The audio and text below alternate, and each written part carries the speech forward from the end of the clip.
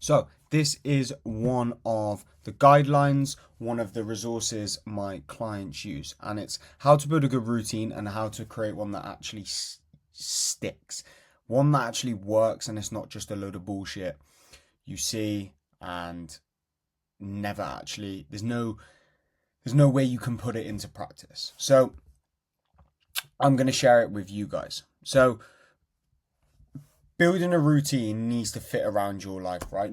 Not one size fits all. Everything is specific to you. And a lot of the time your routine doesn't stick is because you try and do too much too soon.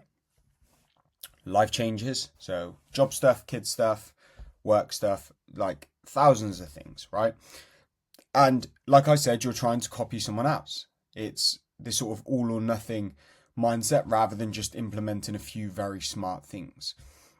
And if it's not sustainable habits that you could do for the rest of your life, pretty much, it won't work and it's not working. So, what does a good routine look like? Now, a strong routine for me is very, very simple and very, very repeatable and can be flexible around your life. So, 2 to 3 consistent habits is kind of what you want to look for to build a really good routine. Over time, over months, over years, we can stack more and we can fit that around what we want out of our lives, right? In this instance, we're obviously talking about an athlete, average person who wants to train and progress well. You need to build it around your priorities and you need to leave space as well. It doesn't need to be perfect, it just needs to be repeatable. So the way you create that routine is by allowing yourself to have some space. Okay, so it may not be perfect, your life won't be perfect. So allowing that room can be really helpful. Now, a great way to do this is auditing your current week. So you need to be really honest with yourself. Ask yourself some tough questions. Ask yourself some questions you may not always ask yourself and be honest. If you're not honest here, this is where you're going to find it hard to actually build the routine for you, right? So what time do you actually wake up and go to bed? That's a really easy start because once you work that out, and this is just a question one person could ask. I'm not saying all of you should ask this, but these are questions you could ask. Once you understand that, it's where you can start building habits. So you know at 5:30 every morning you're doing X, at 9 p.m. at night you're doing X, and it's really easy to then build that sort of routine. What's your best time for energy during the day?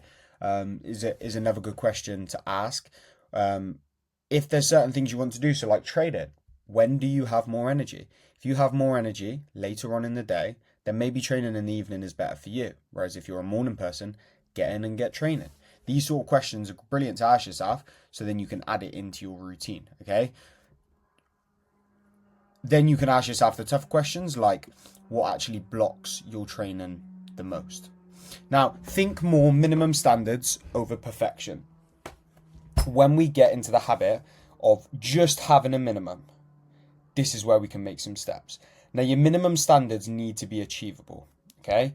2 to 3 days a week of training is very, very doable. And I say that for a lot of people. I'm coming from a point of view where I don't have kids, but I work with a lot of people who have kids and have busy jobs.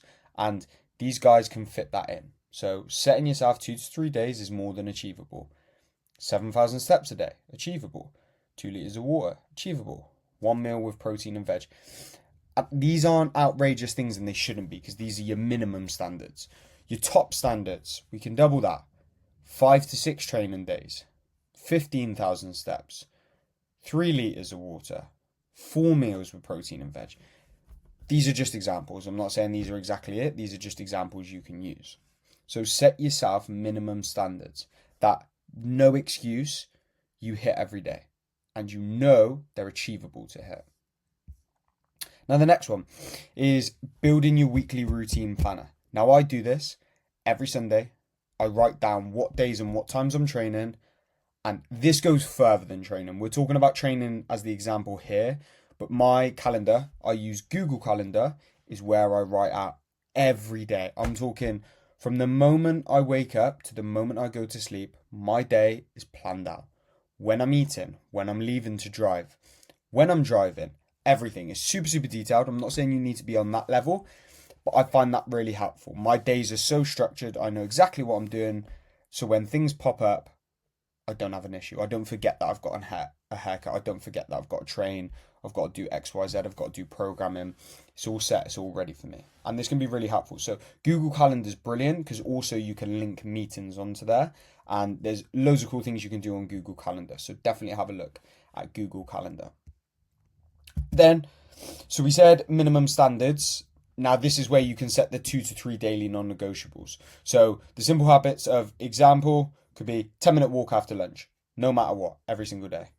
2 liters of water, 1 meal with protein and veg. Okay, that's like your example you can use. And I think if you use this, when you set your daily non-negotiables, set them as minimum standards. Okay, maybe one can be a bit of a push, but we're more likely going to create a routine that is achievable. When it becomes unachievable, 30,000 steps a day is just hard to get in, right? We're not going to be able to get that every day. You'll then stop.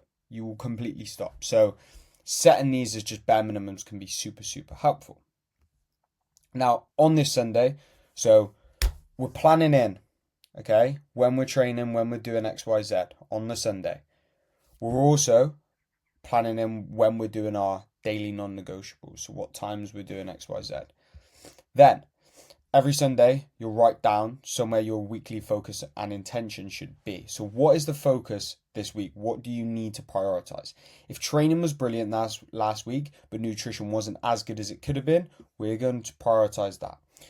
If you try and do everything, you do shit at everything. If you focus on one thing, that thing will improve and the other stuff will just stay where it is. So pick one thing, nail it, and that will improve. Okay? Now, that's just extras that I would be saying for my clients. So it'd be stuff like ongoing support that would help with programming, walking the walk, and making this a lifestyle. But this should all make sense to you, and there's a lot of actionable steps in here you guys can use to help yourself out. So go out and use them. If you want this PDF though, message me on Instagram. It's the same as my YouTube, Connor Maguire Coaching. Message me routine, and I will send this PDF over.